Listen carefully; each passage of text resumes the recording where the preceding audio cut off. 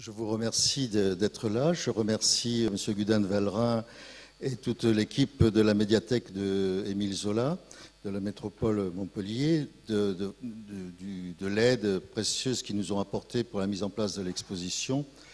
Et je remercie bien évidemment Frédéric Jacques Temple d'avoir, avec un enthousiasme toujours préservé et maintenu, voulu être présent avec nous ce soir et pour participer à cette rencontre avec une partie de son public qu'il a déjà eu l'occasion souvent évidemment de croiser ici en 2012 à l'occasion du colloque et de l'exposition qui lui avait été consacrée, mais dans d'autres lieux, à la Maison de la Poésie et puis d'autres endroits de Montpellier.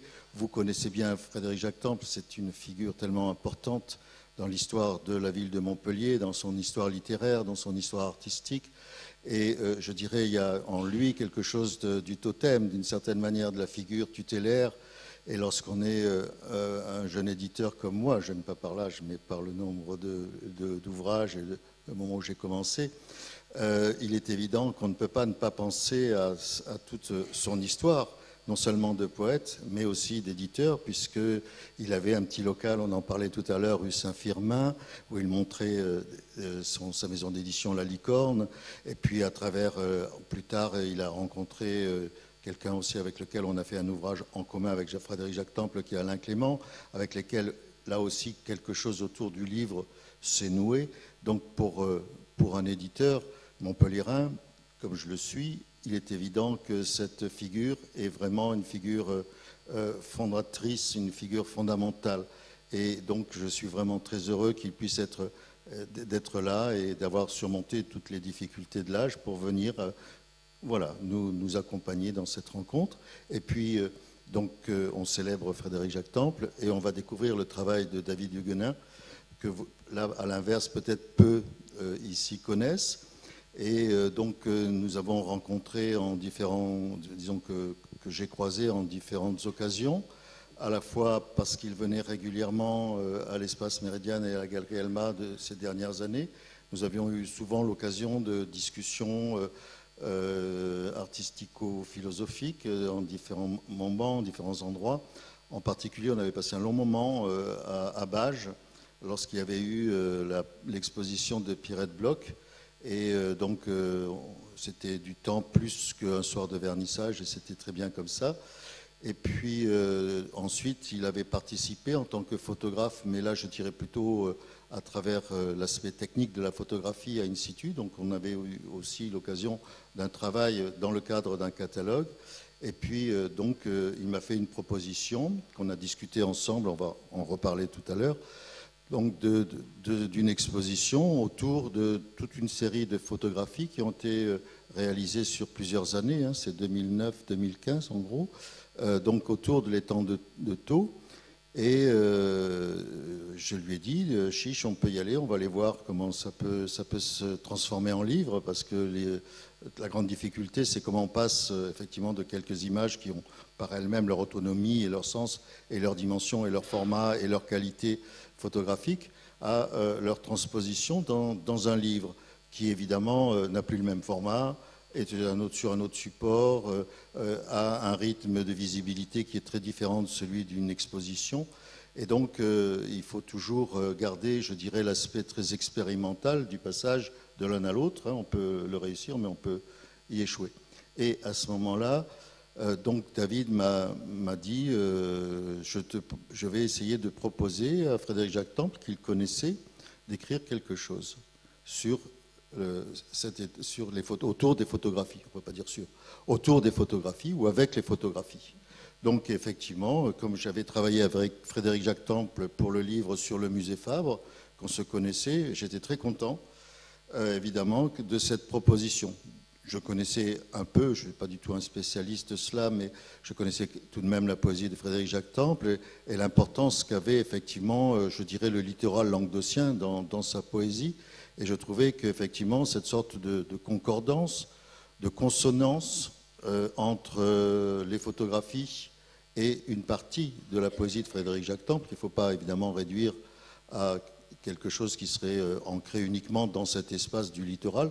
Mais en tout cas, il y avait suffisamment de textes qui jouaient avec cela, qui répondaient à cela, pour que effectivement ça ait un sens. Donc la deuxième étape, ça a été effectivement d'attendre les poèmes de Frédéric Jacquetin, pas très longtemps d'ailleurs. Voilà, Frédéric m'a envoyé une feuille avec une dizaine de poèmes. Et là, je me suis dit, qu'est-ce que je vais faire avec 10 poèmes? Alors, avec David, on s'est dit, on va lui demander d'en faire un peu plus. Ça, c'est la cruauté des éditeurs. Hein. On force un petit peu nos auteurs, d'une certaine manière. Donc là, voilà. Mais je crois qu'il s'est laissé faire avec beaucoup de plaisir. Et donc, on a reçu un deuxième ensemble de poèmes. Mais cette fois-ci, il n'y en avait pas 10, il y en avait 5 ou 6 ou 7. Bon, voilà. Donc je me suis retrouvé avec, disons en gros, 17 haïkus de 3-4 lignes. Et là aussi, donc, c'est poser la question de qu'est-ce que j'en fais. Donc on réfléchit, et puis à un moment donné, comme ça, je ne sais pas comment ça vient, mais peut-être dans la conversation avec David ou dans une nuit un peu insomniaque, j'ai pensé à un livre qui était chez moi, qui est un livre pour enfants, et que mes petits-enfants aimaient beaucoup, avec lesquels on a beaucoup joué, qui était effectivement ce qu'on appelle un méli-mélo. C'est-à-dire qu'avec un nombre très réduit de figures, en les mélangeant les unes aux autres, eh bien, vous pouvez obtenir un nombre, non pas infini, mais un nombre démultiplié de ces figures. Alors vous le savez, les méli-mélos, on en fait souvent pour les animaux. Hein. Vous avez la tête de l'éléphant. La première image, c'est un éléphant entier. La deuxième image, bon, elles sont coupées, c'est un lion. Et la troisième image, c'est un oiseau. Eh bien, effectivement, après, vous composez la tête de l'éléphant avec le ventre du lion et les pattes de l'oiseau, et ainsi de suite. Et donc, je me suis dit, je vais prendre ce principe-là pour effectivement faire en sorte qu'avec un nombre très réduit de haïkus, on puisse constituer un livre qui donne à lire, je dirais, de façon... Alors avec un fragment qui à chaque fois peut rester le même, mais qui va se composer avec d'autres. Et c'est cette idée-là qui m'a vraiment intéressé. Et cerise sur le gâteau, pourrait-on dire, je me suis dit non seulement c'est une façon d'utiliser la poésie, mais c'est aussi une façon de comprendre le travail de David. C'est-à-dire, on a un lieu qui est le même, toujours, les tantôt. Donc on a effectivement une sorte d'unité d'espace qui est un peu comme le livre. Et puis ensuite, chaque prise de vue, c'est comme un fragment de cette réalité. Et donc ce fragment, la photographie, on peut le regarder dans un sens, dans l'autre, on peut les combiner. Et d'une certaine manière, c'est cette combinaison, en fait, que j'ai associée au processus photographique, comme si aucune photographie en elle-même ne pouvait se suffire. Juste une image de Godard, en l'occurrence, ne fonctionnerait pas, pas plus qu'une image juste d'ailleurs, mais effectivement, il n'y a que des images au multiple. C'est-à-dire que de ce lieu, nous ne pouvons en quelque sorte ne garder mémoire que dans sa multiplicité. Et la photographie me restituait cette multiplicité. C'est-à-dire, je n'ai jamais l'impression que ce sont des photos différentes les unes des autres. C'est toujours la même photo, c'est jamais la même photo. Et donc ce jeu, en quelque sorte, je le reprenais à l'intérieur de la disposition du livre. Voilà comment s'est fabriqué le livre et comment s'est fabriquée cette sorte de proximité avec Frédéric Jacques-Temple, avec David, et donc obtenir le résultat que vous pouvez consulter là, ou je vous montrerai tout à l'heure, parce que là il est sous la vitrine, mais si les personnes qui veulent le voir tout à l'heure pourront le regarder de plus près. Voilà, alors je vais peut-être commencer par David pour lui poser quelques questions, puisque, comme je vous disais tout à l'heure, vous allez découvrir David Huguenin. Je suis très fier, effectivement, qu'il accompagne l'aventure de Méridiane et celle de la Galerie Alma. Peut-être la première question, donc tu t'es installé à Metz, et pour ce que j'en connais, tu as, disons, une partie de ton travail qui porte effectivement sur les temps de Thau. Mais la première question, c'est qu'à part une photo que je connais où on voit 7 de nuit, par exemple les photographies qui sont ici sont des photographies où effectivement dont la vie humaine est absente. Et tu le dis toi-même dans un texte d'introduction que tu as pu faire disons précédemment concernant cette série, c'est effectivement, tu laisses, je dirais, de côté tout ce qui relève des activités qui sont liées à l'étang de Thau, en particulier toutes les activités liées à l'ostréiculture, etc., aux différentes, voilà, même les différents ports ou les lieux où les hommes se rassemblent, les hommes. Et donc, effectivement, on a l'impression qu'on a des paysages, à part 2 photos là-bas, qui sont effectivement avec des maisons, mais que l'on a des paysages, je dirais, un peu intemporels d'une certaine manière. Alors, la première question, c'est pourquoi, au fond, tu te recentres ou tu te concentres sur ces paysages naturels? Je dirais que déjà, même les images dans lesquelles il n'y a pas de traces d'éléments construits, par la nature même de ce qu'est un paysage, c'est des images qui portent la trace d'une intervention, ou d'une non-intervention si il y a tout d'un coup un lieu enfriché, mais c'est quand même un lieu dans lequel entre guillemets, la pression anthropique est très très élevée. Elle l'est de manière moindre parce que c'est une zone protégée pour des raisons liées à l'activité ostréicole, mais s'il n'y avait pas l'activité ostréicole, ce serait un lieu avec des marinas à perte de vue. Mais il y a beaucoup de monde qui travaille sur ces zones. Ces gens-là ne se retrouvent pas dans les images, mais se sont retrouvés dans le hors-champ de ma relation au territoire, parce que j'ai fréquenté énormément de gens sur place. Il se trouve que je n'ai pas du tout éprouvé le désir ou l'envie, ou peut-être que je n'en avais pas les compétences pour réaliser des portraits, mais j'ai rencontré énormément de gens au fil des ans, et c'est quelque chose de fondamental. Et alors, pourquoi les temps? Parce qu'au fond, je ne sais pas, ça pourrait être la mer. Alors si ce n'est pas la ville et l'activité humaine, on pourrait trouver dans l'espace naturel, ça pourrait être la mer, ça pourrait être toute la forêt qui est autour de chez toi, ça pourrait être... Pourquoi les temps est-il un motif aussi déterminant dans ton travail de photographe? Je pense que par rapport à la mer, bon, il se trouve que dans le coffret livre, il y a un triptyque marine, donc il y a quand même des images de mer. Mais la mer est tellement,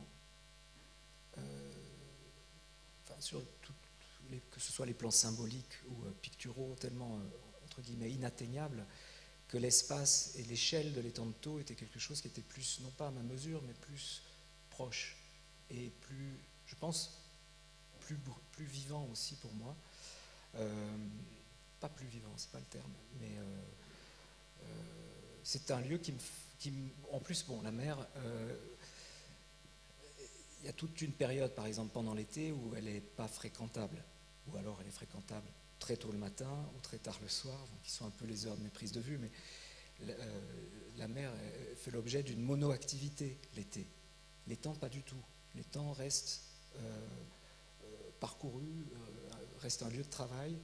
Bien sûr, un certain nombre de gens vont pratiquer on va dire des activités de loisirs, mais l'étang, même au plus fort de l'été, même un jour de Noël, on travaille dessus. Et ça, c'est quelque chose quand même qui m'a toujours intéressé. C'est un lieu très bruissant à ce titre.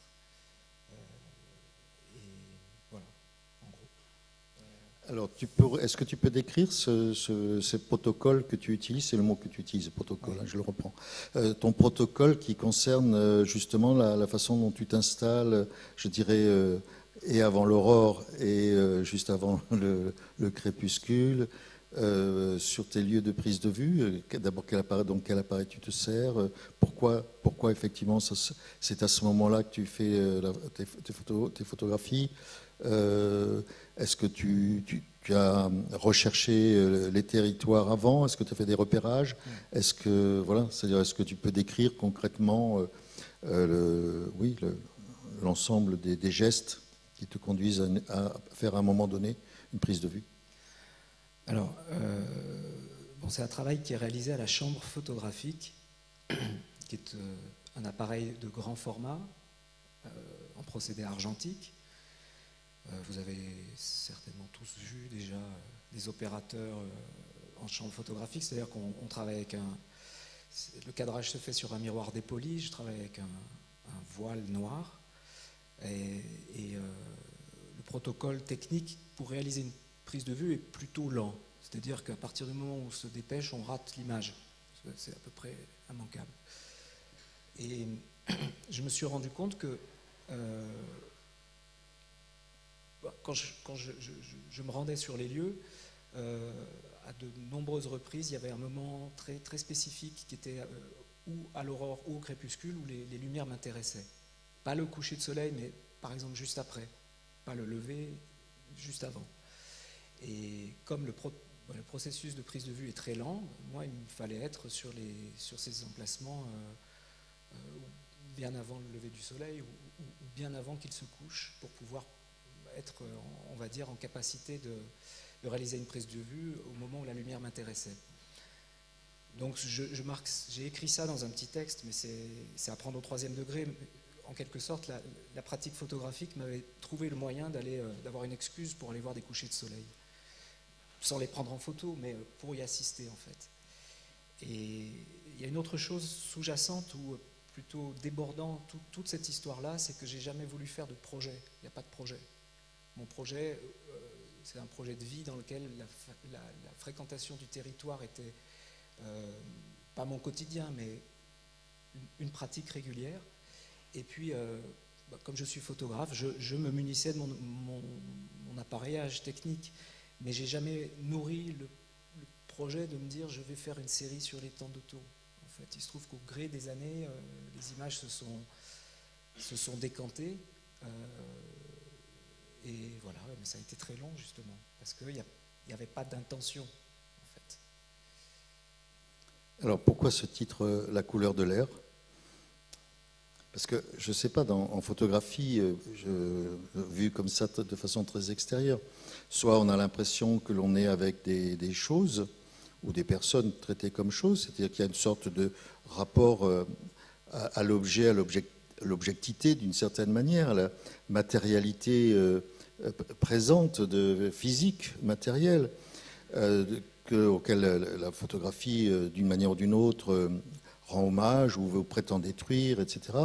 Et là, d'une certaine façon, tu le dis par un terme que je trouve très intéressant, tu essayes de photographier par des interstices, c'est-à-dire tu essayes de passer entre les choses pour essayer de toucher justement quelque chose qui est lui-même totalement évanescent, non pas non existant, mais insaisissable, qui est l'air, et que tu ne peux effectivement aborder que par sa couleur, au fond. Hein. La seule chose qui matérialise un tant soit peu l'air, dans une photographie, il me semble, c'est effectivement c'est la couleur. Et cette couleur, elle est tellement, comment dirais-je, fugitive dans l'air lui-même, que effectivement, elle est doublement interstitielle, c'est-à-dire que c'est un interstice entre les choses, mais c'est aussi un interstice entre deux instants, parce que si tu loupes l'instant où justement la couleur vient dans l'air, eh bien c'est loupé, quoi. C'est-à-dire elle devient de la couleur, c'est-à-dire que l'air devient vraiment couleur, et à ce moment-là, c'est plus la couleur de l'air, hein, c'est effectivement l'air devenu couleur, et c'est perdu. Comme tu disais, un coucher de soleil, c'est effectivement une couleur. Ou c'est du coloré, disons. Alors que c'est pas cela qui t'intéresse, c'est effectivement cette sorte de chose diaphane, transparente, une sorte de transparence qui est là, sous-jacente, muette. Je crois que c'est dans un de vos poèmes, il y a une muette transparence, et c'est cette muette transparence, effectivement, que tu cherches à cerner. Oui, alors le titre, La couleur de l'air, m'a posé un gros problème, parce que il traîne bon, dans un premier temps je le trouvais assez beau, puis après il y a eu des discussions, il y a eu des échanges avec un certain nombre de personnes, et c'est vrai qu'il pourrait traîner quelque chose d'un peu mièvre ou d'un peu littéral, et puis dans la bataille là, avec le rétroplanning technique, toutes nos histoires à régler, bah, finalement ce titre a fini par rester. Alors qu'à un moment donné, je m'étais dit, allez, c'est bon, il avait disparu. Il a disparu à un moment donné, puis il est réapparu. C'est comme un mirage. Et puis finalement, ça va bien. Mais en fait, il est peut-être à prendre au 3e degré. C'est-à-dire que c'est pas la couleur de l'air, ce serait la couleur du vide. Ou quelque chose qui tournerait autour du vide, Il y a une chose que je racontais à Pierre tout à l'heure, c'est par rapport à une forme de hors-champ qui peut-être nous réunit, Frédéric Jacques Temple et moi-même, finalement, autour de ce projet. Quand je dis que je nourrissais pas l'intention de faire de la photographie, bon, il se trouve que j'en ai fait un peu, mais j'ai passé énormément de temps au bord de l'étang à admirer des coquillages sur la grève, à essayer de savoir à quelle espèce ou sous-espèce ils pouvaient appartenir, à analyser des laisses de mer, à analyser et botaniser aussi un peu. Et donc ce hors-champ qui pas du tout, qui n'existe pas dans les images, c'est quelque chose en partage aussi avec Frédéric Jacques Temple. C'est-à-dire c'est une approche, moi avec un savoir beaucoup plus mince, enfin beaucoup moins large, mais il y a quelque chose du plaisir du naturaliste et qui évidemment n'est pas relayé ni dans les textes que j'ai pu produire en marge de cette série, ni dans les images elles-mêmes. Alors, je citais la muette transparente, je vais vous lire juste un des fragments, disons un des haïkus de Frédéric. Muette transparence, lumière de l'horizon liquide. Voilà, donc on a effectivement cette sorte d'adjonction, d'apposition, je dirais, de la muette transparence, de la lumière, et d'une certaine manière aussi de ce qu'il appelle l'horizon liquide, qui est là aussi, il faut bien, je ne veux pas faire un commentaire de votre poésie, Frédéric Jacques, mais d'une certaine manière, l'horizon liquide, ça veut bien dire qu'on n'est pas simplement devant quelque chose de réel, il s'agit bien de l'horizon, c'est-à-dire de ce qui échappe et qui est indéfinissable, d'une limite que l'on ne peut pas cerner. Et c'est l'horizon qui est liquide, c'est pas ce qui est liquide qui constitue un horizon, c'est l'inverse. Voilà, alors peut-être une question aussi pour établir ce lien. Donc David, tu connaissais Frédéric Jacques, et donc qu'est-ce qui t'a amené justement à t'adresser à lui pour ces textes ?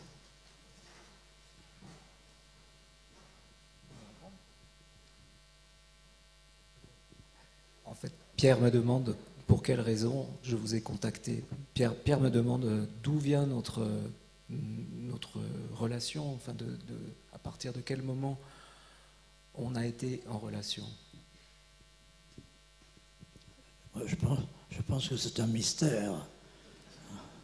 On ne sait pas. Il suffit de rien quelquefois. Mais c'est vrai que il me semble que j'ai été séduit par le fait que vous vivez en solitaire au bord d'un étang qui, pour moi, est toujours mystérieux. Je ne sais pas ce que c'est que l'étang de Thau. Il paraît qu'il y a des villes sous-marines. Donc, tout cela était un peu légendaire. Hein. Bon. Alors, maintenant, pourquoi nous avons collaboré pour ce livre, je n'en sais rien du tout. Parce que, finalement, la poésie n'est pas le commentaire de l'image, et l'image n'est pas l'illustration d'un texte. Hein. Bon. Alors, c'est vrai que nous avons des affinités. Vous parliez des coquillages, c'est vrai aussi que j'ai passé la moitié de ma vie à être à l'affût des manifestations naturelles. Et je ne sais pas, je ne peux pas vous répondre. La seule réponse, c'est le livre, hein, finalement. Voilà.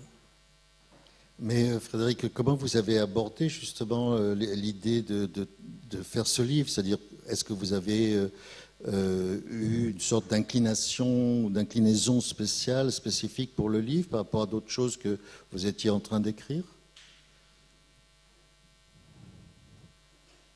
Je ne sais pas.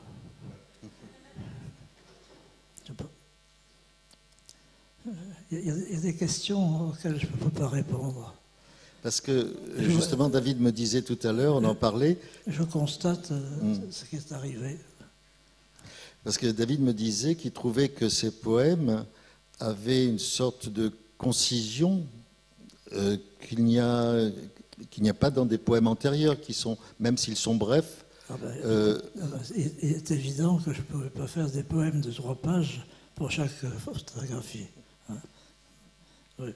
Non, ça, c'est sûr que ce qu'on appelle le haïku, qui n'est pas des haïkus d'ailleurs, bon, parce que le haïku est très réglementé, très difficile. Il faut être japonais pour écrire. C'est vrai que je ne pourrais pas faire une littérature diarrhéique, en quelque sorte, devant la simplicité, la finesse de ces photographies, qui sont plus que des photographies. C'est autre chose. Je ne sais pas s'il est photographe, mais ce qu'il donne est aussi l'équivalent poétique. Oui, mais bon, il y a, comment dire, si on essaie d'entrer un peu dans la matière de votre poésie, et justement par rapport au travail de David, il me semble qu'il y a des choses qui peuvent se rapprocher. Par exemple, dans différents textes récents, ce qui m'a frappé, c'est que, je dirais, il y a des fois deux positions poétiques, en tout cas, c'est comme ça, je vous dis comment je les ressens, hein. Je ne suis pas un spécialiste de la littérature, de la poésie.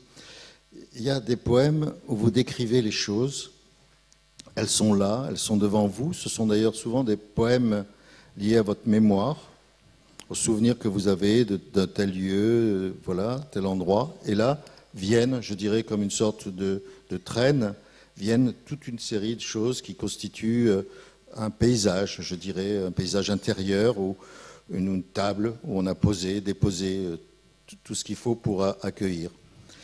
Et puis il y a d'autres poèmes, et en grande partie ceux-là, où j'ai l'impression que c'est aussi quelque chose qui se passe entre les mots.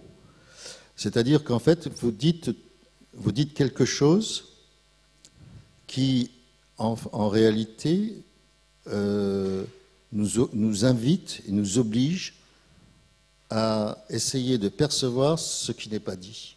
Oui. C'est-à-dire, on est un peu disons, vos poèmes sont un peu comme ces lingots d'or de cet oiseau qui, effectivement, est invisible. C'est-à-dire que, d'une certaine manière, derrière chaque mot, il y a quelque chose qui apparaît, qui est de l'ordre de l'invisible.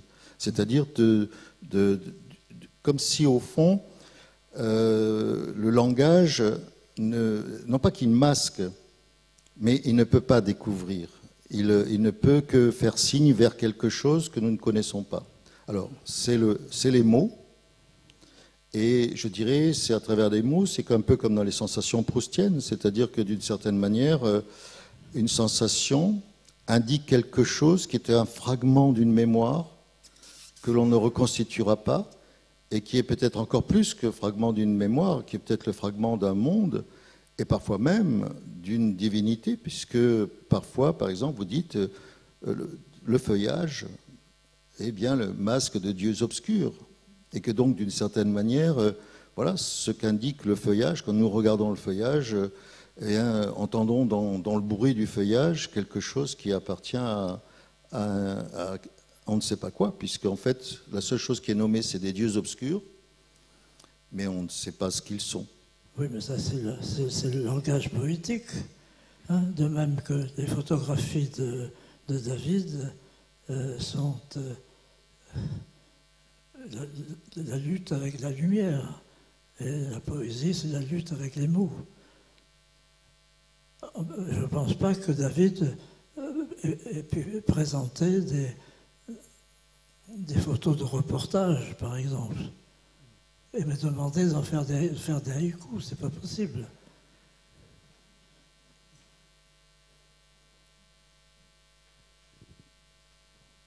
Oui, l'entre des mots dont tu parles, Pierre, c'est un peu le pendant de ce que je ne montre pas dans les images non plus. Enfin, le fait qu'il y a un certain nombre de choses que je cadre, mais je me suis rendu compte assez souvent que c'est pour essayer de faire, non pas de photographier le vide, mais de faire place à de l'espace. Voilà. Et tout ça dans un cadre, que c'est un peu contradictoire, cadrer de l'espace. Voilà. Alors, pour revenir à notre conversation à l'instant, je vais vous lire un autre fragment. Voilà ce que. Donc, je vous le lis comme ça. Le bruit de l'eau n'est pas un bruit sous la lune. Et c'est ça que j'essaye de saisir. Le bruit de l'eau n'est pas le bruit de l'eau sous la lune. Donc, effectivement, on pourrait dire que chaque chose est ce qu'elle est. C'est très héraclité, hein, d'une certaine manière. Chaque chose, puisque Héraclite disait le chemin qui monte et le chemin qui descend, est le même et n'est pas le même. Et ce n'est pas simplement pour le cycliste et pour l'effort qu'il fait. C'est qu'effectivement, il y a une sorte d'envers de toute chose. Et effectivement, le bruit de l'eau n'est pas le bruit de l'eau. Et donc, effectivement, alors, où se fait effectivement cette fracture? Qu'est-ce qui fait que, d'une certaine manière, il y a quelque chose qui dissocie le bruit de l'eau du bruit de l'eau? C'est la lune, vous dites. C'est-à-dire des expériences qui sont un peu celles d'Étienne, l'aurore le matin ou le crépuscule. C'est-à-dire qu'il y a des moments où, on le dit banalement, nous, dans notre vie quotidienne, où ça bascule. C'est-à-dire où ce que l'on voit devient autre chose que ce que l'on voit, ou que ce que l'on dit devient autre chose que ce que l'on a dit. Une sorte de moment magique. Et je dirais, quand je disais tout à l'heure que je sentais dans votre poésie ces deux positions, c'est parce qu'il y en a une qui me paraît effectivement de l'ordre je dirais, de ce que j'appelais la présentation, et l'autre de l'ordre de cette métamorphose, de cette sorte de transformation magique de la réalité. Oui, mais ça, c'est le gros problème de ce qu'est la poésie. Je crois que c'est le poète anglais Robert Browning qui disait que si on me demande ce qu'est la poésie, je dirais que si on me le demande, je ne le sais pas. Si on ne me le demande pas, je le sais.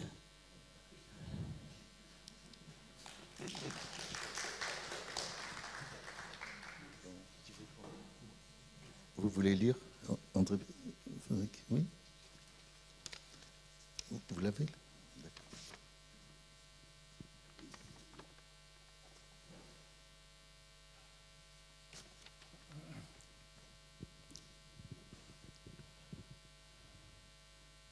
S'endormir, s'éveiller, les deux pôles de la nuit. Lunaire, dans le glauque des algues, ondule le poulpe. Le petit duc, son cri perçant, glorifie le silence. Invisible, lingot d'or, le loriot, de branche en branche. Rêveuse, lune, noyée dans les roseaux. Tu scintilles, nu, la nuit, dans la vague. Strident, au ras de l'eau, le martin pêcheur, étoile filante. Je monte, je descends, je monte, hippocampe, dans mon sommeil. L'horizon s'éloigne pour agrandir la mer. Dans les pins, le vent sème le soleil.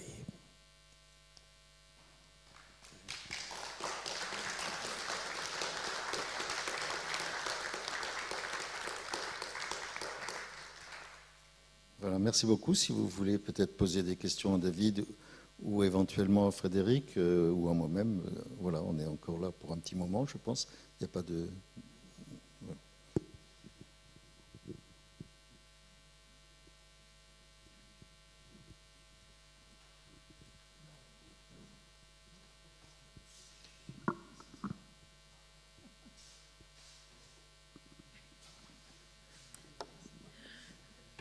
bonsoir.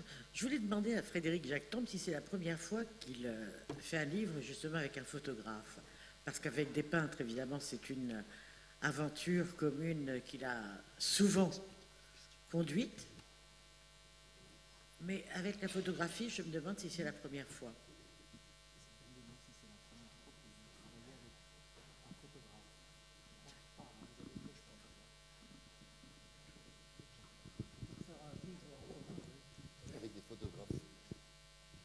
Sinon, il m'est arrivé de faire ce qu'on appelle la légende, hein, pour expliquer ce qu'est la photo, mais ça c'est autre chose. Ça n'a plus rien à voir avec notre travail en commun. Non, mais je ne sais pas d'ailleurs si je continuerai à faire quelque chose comme ça.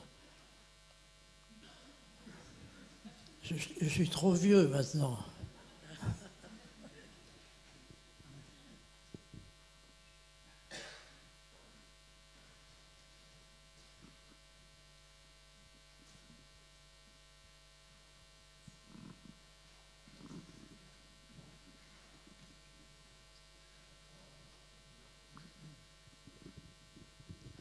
Je vous invite à regarder les photographies. Oui, je voulais demander à David si la lecture des poèmes lui a donné envie de faire d'autres photos.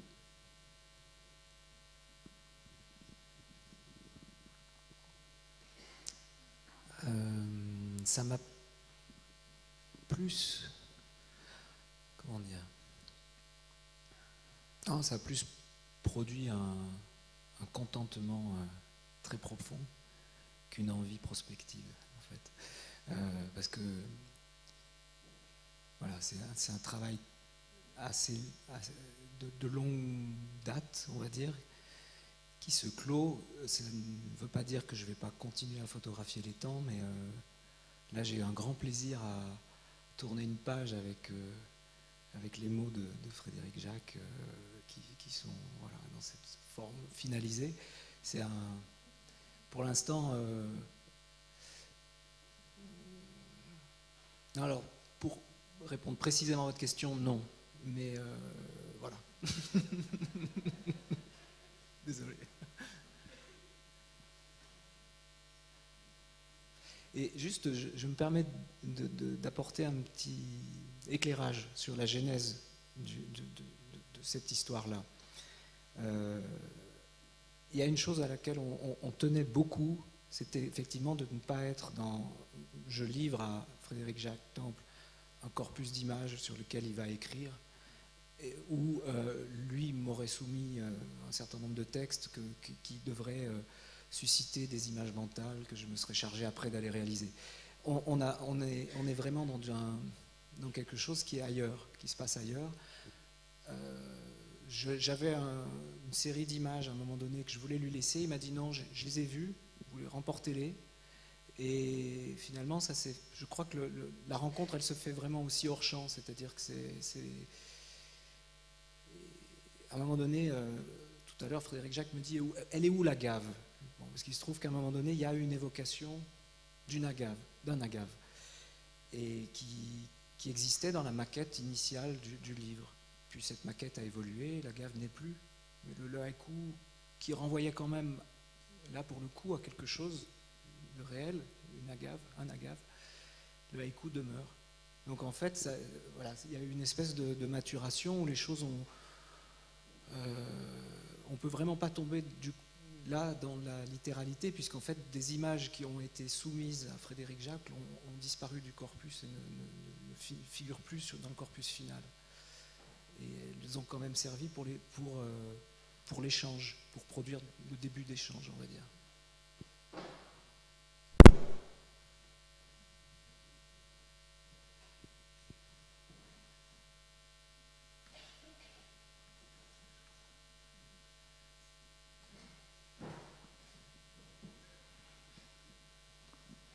Pour David, est-ce que vous avez été tenté de faire un documentaire sur les Tonto pour avoir une autre perception justement de cette atmosphère, de ces paysages, de prendre son temps justement? Pas du tout. Mais non pas que le documentaire ne m'intéresserait pas, mais c'est que je pense que j'ai une relation avec les temps qui est telle que ce que j'aurais pu extraire d'un documentaire, je pense que je l'ai compris, je l'ai vu, mais après j'ai pas la formation pour produire une forme documentaire, ou j'ai pas cette envie, on va dire.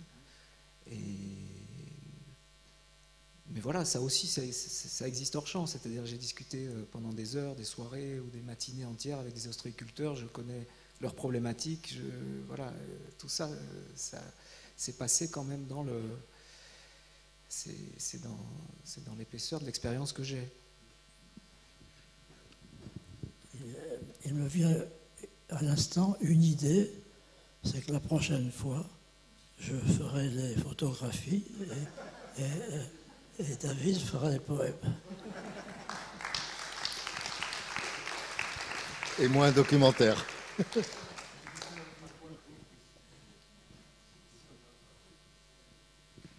Peut-être on va s'arrêter là. Je vous remercie beaucoup de votre écoute et voilà, j'espère que vous avez été content de cette rencontre à la fois avec David et avec Frédéric. À une autre fois.